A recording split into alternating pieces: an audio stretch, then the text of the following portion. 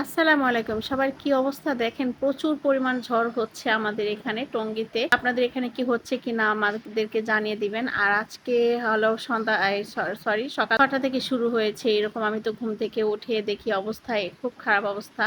তো দেখতেই পাচ্ছেন কিন্তু আপনারা যেভাবে ঝড়টা উঠছিল মনে হচ্ছিল যে আসলে আজকে কি আমি স্কুলে যেতে পারবো কিনা পারবো না। এত পরিমাণ ঝড়, রাস্তায় একটা মানুষ নাই। আমি ওই পাশে এই পাশে সমস্ত ঘরের মানে থাই থুই লাগানো হচ্ছিল। আসলে মানে সবাই তো ঘুমায় আছে। হঠাৎ করে কেন জানি চোখের মধ্যে এরকম আফসা আফসা লাগছিল। উঠে গিয়ে দেখি যে এই অবস্থা, দেখেন একটা লোকজন নাই। আর বাতাস, প্রচন্ড পরিমাণ বাতাস। এরকম ঝড়ের মধ্যে গাছের আমগুলো পর্যন্ত এদিক সেদিক মানে লুটায় লুটায় পড়তেছে। মানে এমন একটা অবস্থা, দেখেন বাতাসে সব অবস্থা খারাপ হয়ে গেছে। এই দেখেন ওই যে ওই বাসায় খালি একটু পানি আছে, সকালে কি ছিল আর কি হয়েছে দেখছেন, কি সুন্দর রোদ্র উঠে গেছে।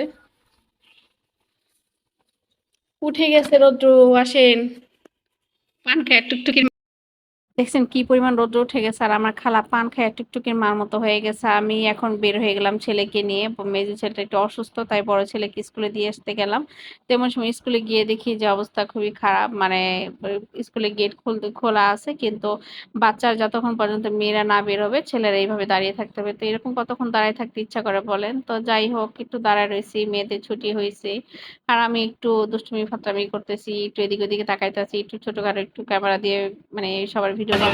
এই তো এই মাহিম, দেখি তুমি মুখ খোলো তো, মাস্ক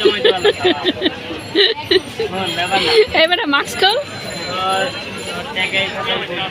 তোর মায়ের কাছে পাঠাইছি, দাঁড়া।